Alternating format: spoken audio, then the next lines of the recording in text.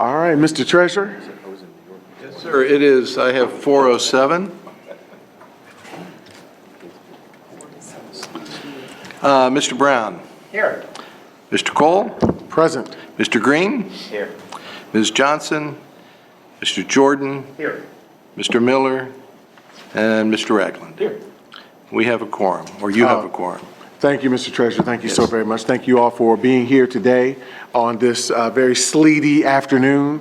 But if you had an opportunity to see the advanced agenda that has gone out, you see that we have just a bit to deliberate on, but expect some good updates today, and we're always, again, open to questions.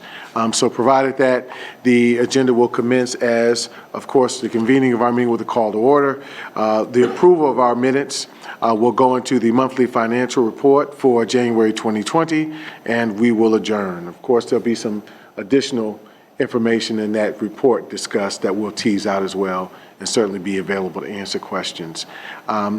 With that in mind, is there a motion to approve the agenda? Second. All right.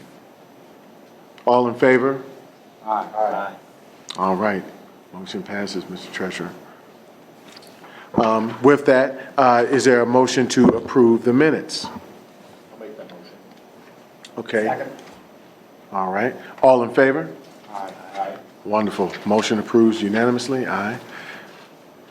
We can now move to our monthly financial report, Mr. Treasurer.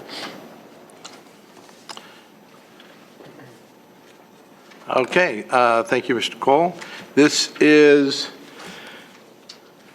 the monthly financial report for January, the 7th month of the fiscal year. Just a quick note on format, at least for this presentation.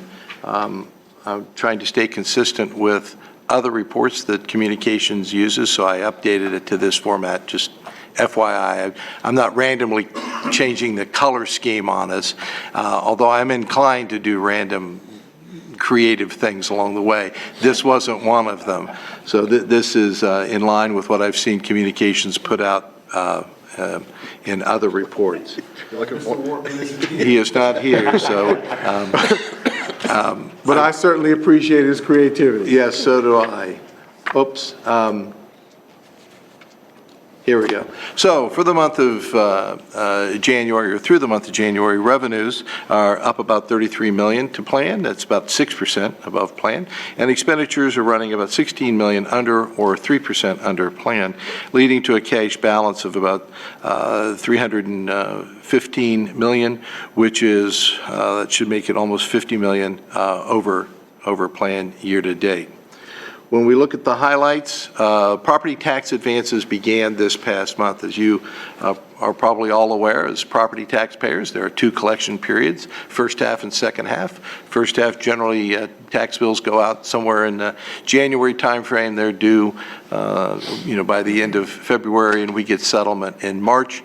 And during that, what we call the collection period, we are permitted to request advances on the dollars that are collected thus far, and we do that on a weekly basis, and they distribute those monies to us. So the flow of advances is often irregular. You never know. So the fact that we're ahead right now doesn't mean that we'll be necessarily ahead at the end. I mean, we were $23 million above plan for the month, and that's a fairly large variance. I think prior to that, year to date, from the second half settlement of the calendar year, but the first settlement that we experienced in this fiscal year, we were maybe $4 to $5 million ahead of plan. So I expect this to work out in March. And thus far this month, I think we've received, what was it, Mike, 63 and 25 this week? Yes. So 63 and 25, about 88 million thus far this month. State funding continues under plan, about $880,000 under plan for the month. And as you know, we're expecting that to run under plan by $11.8 million due to how the state is having us record the student wellness and success funds. We're about $7.1 million under plan year to date. Other revenues, one of our favorite topics because it typically runs over plan. It is $3.6 million over for the month, largely due to a pretty sizable pilot or group of pilot payments that came in this month. And then on a year-to-date basis, we're 9.6 million ahead. Investment income, about 4.7 million ahead of plan, and the pilot payments about 2.9 million ahead on a year-to-date basis. Just for some comparative, or put it in context, I went back and I looked at, number one, what we put in the forecast back in October. Understand that the spending plan that we have here was based upon the May 19 forecast, then we updated for the October forecast. So what's different? Well, how have we adjusted? So in this plan, we have about 5 million estimated for investment income. And so as you can see, we've already received 7.3 million. So on the annual plan, we'll be up. We know we're going to exceed that. But I went back and I looked at the forecast, and in the forecast, we have in there 7 million for investment income in the forecast. So it's not as conservative as I have been in the past when it comes to investment income. So just to give you that picture, 5 million estimated in the plan this year, but we have 7 million in the forecast that was developed in October, just to get using the best information we have going forward. On the pilot payments, in the plan, we have a 9.4 million expected. We have received 6.8 million year to date. And in the forecast, though, we have a little over 12 million in the plan for the forecast. So we're well on our way to achieve that forecast number, and we're about halfway there. We're halfway through the year, so halfway there on the forecast number, and well on our way to achieve the 9.4 million plan. So those are good numbers, and I think we've taken a little bit of that conservative nature out of the forecast as a result of what we've been experiencing. So, Mr. Treasurer, is under other revenues in the parenthesized section, is that 2.9 million? Is that a typo, or is that? The 2.9 million is year-to-date versus our plan year-to-date. Gotcha. Thank you. Okay. So we got a couple of different things going on. We've got the plan and how it plays out over the year, and then I jumped on you and went to annual numbers in the forecast and annual numbers in the plan. Okay. Thank you.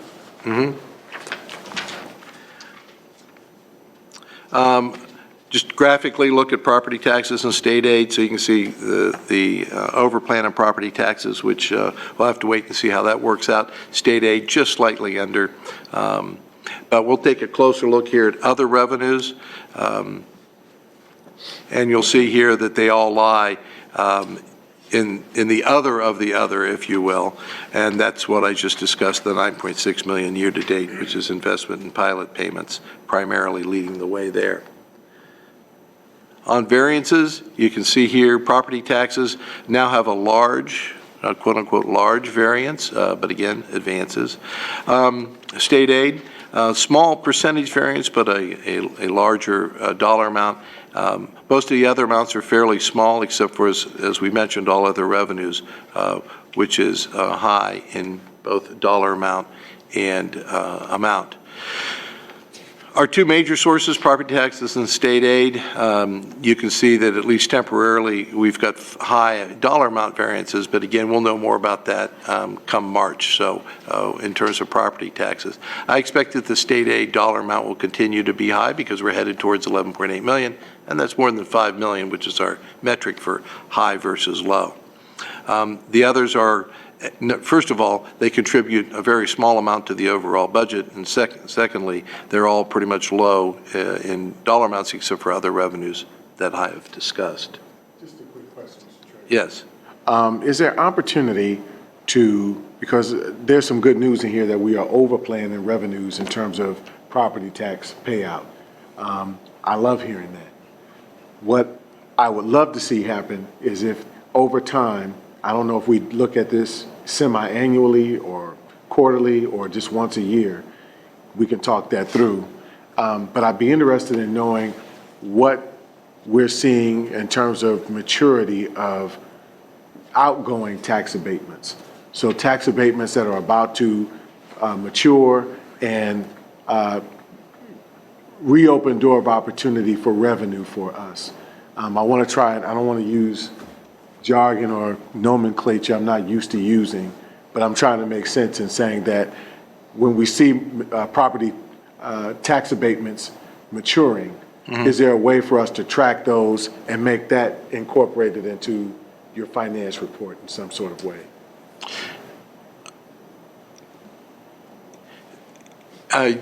Yes, and we'll see on the kind of the quick answers on those. The interesting thing, you had asked me that question, a week or so ago. And interestingly enough, the area treasurers had a meeting out at the ESC with the new Franklin County Auditor, Michael Stinziano. And I had taken your questions and kind of posed them to his staff in anticipation of that meeting. And they provided data looking forward on abatements from taking 2019 tax year collection 2020 and provided that data and looking out pretty much all the way to 2034. And when I asked about, well, can we do a backwards look? Can we go back and look what it was like in tax year 18, tax year 17? And interestingly enough, didn't know this, nobody shared it with me, and I'm not snooping around on their website all the time. That data is available. They go back, I think, 4 or 5 years, so 19, 18, 17, 16, 15. So I think I can get 5 years worth of that data. What I want to do is, we took 1 year of data, and the three of us sat in my office and did Excel pivot tables on it real quick. But what I'm interested in is it gives me the data that I can tabulate as far as dollars that come on the duplicate each year. The interesting thing is to see how that accumulates over time. So let's say in tax year 2015 for collection year 2016, abatements worth about $2 million rolled off the tax exempt duplicate and onto the taxable duplicate. Well, that's $2 million that year. It's also $2 million the next year and the next year, and really tells a story about the concept, some of the fundamental concept of abatement is that, yes, you forego revenue for a while, but if it works, then at the end of that abatement period, those taxes begin to be collected and they begin then to accumulate. And so I believe we can have it. We can't go back to the beginning of time, but I think we can go back 4 or 5 years and get a pretty good picture. So when I begin to add that up, Dr. Roush and I are planning to have a separate individual meeting with his staff. I just want to make sure that the data that as I prepare it is appropriate and that I'm drawing the right conclusions from that so that I don't say something, it gets repeated or printed, and then the county auditor says, Something different, absolutely. Yeah, something different, or I don't know what you guys are doing, but that's not right. So I know what the question is, I know the kind of answer we're looking for, and we'll work with them to get that, but that data is available. And what's really nice, heretofore when I asked for the data, quite frankly, I got about, almost 20 different separate Excel files. And not all the columns were the same. So I was manually combining them and spreading data out, and not that it was impossible to do, but this time I got one Excel spreadsheet and it had all the information in it. So they've done a great job in preparing it for us. Okay, Mr. Ragland. Thank you, Mr. Chairman. I know that Board Member Beckerly announced her ad hoc committee that would be looking at abatements, and that type of information I think will be critical for the work that she'll be doing through this committee. From my understanding, the ad hoc committee will be a part of finance. And I do think, because a part of what she's talked with me about is making sure that we're framing the narrative around abatements with as much information as possible. And I think that's a good piece of new information that isn't necessarily being shared right now, that we need to make sure that the public knows and understands. So thank you for asking that question. I'm looking forward to seeing that. And I know how critical it is, which is why I don't want to do it in a vacuum. Yes, sir. Okay. And other members, you all are comfortable with Awesome, okay. Thank you. So we look forward to normalizing that kind of data, and however you see fit best to kind of calendarize that or report that, I think we'll be happy to work with you on that. Okay, Thank you. good. And I have not heard any more about the ad hoc committee, just as an update. I don't know. Yeah, I intend to follow up with Board Okay. Member Beckerly. Yeah. All right, well, good. Well, that's the revenue side. On the expenditure side, through January, personnel, about 5 million under plan year to date. It was just a small, we were pretty much on target, but it was 255,000 under plan month to date. The 5 million represents about 1.4% on 343 million expended. Interesting, salaries are very close. I mean, 0.8% under plan. And we'll see how that goes now. And then benefits are a little bit more under plan, both in dollar amount and percentage. The interesting thing about benefits is in the forecast and in the plan is included the Affordable Care Act Cadillac tax. My understanding is that's history. So in the next forecast, we'll be taking that out. And that was a $6 to $7 million placeholder throughout the forecast, including FY20. So when we take that out, there'll be a nice pickup there in terms of our long-term outlook. I did take a look at personnel from a budget standpoint, and another way to look at your expenditures is that you would spend a 1/12 of them every month, and so at this point, 7 months through the year, we should be around 58% expended. Counting payrolls, we're at about 15 out of 26 pays. So you should be right around 58% expended. And for salaries and benefits, salaries is about 56% of the revised budget expended, and fringe benefits about 53%. So from an appropriation standpoint, I don't feel bad. Scott has been talking about when do we need to increase appropriations? What do we do? What do we do? And I think as long as we're running like this, I don't know that we're going to bump into it. And if we do anything, it won't be until hopefully May, if we feel that we need an additional appropriation to stay under. Yes? I know we don't have this page in our packet, and I don't know if others are missing that as well. You don't have that, really? You might be a little bit ahead.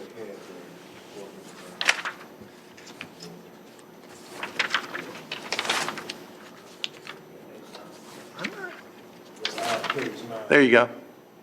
No? That's.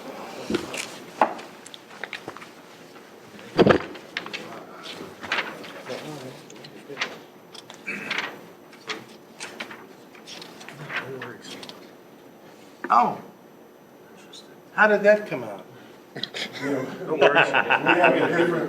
okay. No, wait a minute. I asked for a special packet to be made due to my vision request, and so I'm blaming my vision on this one.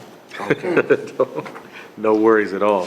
That's my bad. This page that you have is a sample page. You know the new format? Yes, sir. I had to fill these in, and I think when I did yours, I must have selected the wrong range of slides to print. So that's my bad. I told you. How about that? Because I made the- But everybody else has this.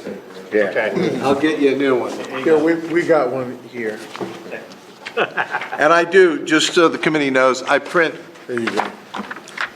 2 large prints for a couple of our members as an accommodation. I claim mine. Site issues for 2 totally unrelated reasons, which I'm not going to go into. I won't touch that with a 10-foot pole. But I was trying to make it easier to read. So anyway, the purchase services side, again, that's the leader of the non-personnel areas of being under plan. This is the 7th month in a row that we've run under plan, about 5.6% under plan overall. Community schools, though, are pretty much right on target, just 0.8% under plan. And I make a comparison in the management discussion and analysis, looking at community schools, what the state says, what we've appropriated, and we're fitting in nicely there. Some of the numbers I don't have, and it just kind of dawned on me, you talked about teasing out another conversation. Obviously, the hottest topic right now is the Ed Choice voucher. Actually, we call them Ed Choice scholarships, but and that's a new one coming up. I think in an email they sent out trying to explain about 28 million that we have in Ed Choice scholarships. I was explaining that we call them Ed Choice scholarships. Everywhere else calls them vouchers. And in my own humorous way, I said, if it walks like a duck and quacks like a duck, it's a voucher. But be that as it may, we're at about 28 million in those Ed Choice scholarships, and who knows where this is headed. And we're just talking about potentially doing some testimony or something tomorrow. But Eric and I have been meeting on an ongoing basis, and when we're done with this committee, we're going to meet for a little bit more to see what we might need to do at the State House tomorrow. So, or tomorrow, right? Not tonight.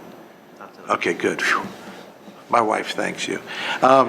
So that's purchase services. Again, under plan, it's the same ones. Some utilities, tuition, running under, but we always tend to over budget for those to ensure that we can cover those expenses. Personnel graph, pretty boring, very, very close, as is charter. When you add those two together, you get about 459 million in expenditures, and we're about 6 million over plan or under plan, which is about 1.3% on the vast majority of our budget. The other expenditures, we're about 10 million under plan, 16%. And you can see the other here, purchase services certainly is the one that stands out. When we look at those variances, personnel, purchase services, both above 5 million. The rest of the items are all small in dollar amount, but several of them are high in terms of variance. That's portrayed here. So, as you can see on, what is that, about 87%, the charter and personnel, and 87% of our budget, it's a low variance, and only personnel is high because it's slightly over 5 million. So we're all, we're close in personnel. We're under in most other categories. So I think we're fine from a spending to plan basis. One question on the colors. Yeah, Make sure I understand. sure. I know we've been through this before, but the relationship of the reds and greens in the first column, what does that represent and what does it relate to in the rest of the chart? In the left-hand column, green indicates a favorable variance. Red indicates an unfavorable variance. In the case of expenditures, favorable is under plan. Unfavorable is over plan. So that kind of draws your attention to, if we're concerned about being over plan, we're slightly over plan in supplies. In the other two columns, the red and black differential, high variance should attract your attention. It's more than 5 million, whichever direction it goes, and more than 5%, again, whichever direction it goes. So what it's saying here is, if you read, and we're just looking for kind of the good, the bad, and the ugly in terms of a rough analysis of our expenditure pattern. When you look at personnel, it's under plan by a high amount in this metric. So that's really good. I guess you could look at it from that perspective. Supplies are over plan, but by a low amount, low percentage. So yeah, we're over plan, but not significantly. And that's what I was hoping to do with that color scheme. The revenue side, you'll see as the flip. The flip in terms of green is good as you're over plan, not under plan. And the asterisk? The asterisk is what changed from last month. In other words, personnel went from low to high. Could we get a little legend until we're comfortable. Absolutely. Just on the bottom of this page, it'd be sufficient. Yeah, You just I can do that. throw that. Thank you. Are there any other requests for clarification on information at all? All right, now, that really concludes the report for January. And if you have any other questions, I'd be glad to try and answer them for you. Are there any other questions or just points of reference that folks want to make? Comments, thoughts, parting? Okay. Just for planning purposes, so you all know what's coming up. This is, we're in February. We're going to get into the March, April, May timeframe where I believe we talked about the timing. March, I think you're going to see non-personnel budgets? Yes. You'll see non-personnel budgets, Non-personnel. general fund. And in April, you'll see the five-year forecast update for May, along with the personnel side of the general fund budget. And then, The date of that meeting. the interesting thing, now that we've been talking about doing that presentation on personnel, the FAC meeting is scheduled right in the middle of our spring break. And a lot of staff won't be here. So I haven't mentioned, this is first I've had a chance to mention it to you, Mr. Cole, but there's going to be a suggestion that we move that meeting away from that week. I don't know whether it should be earlier or later.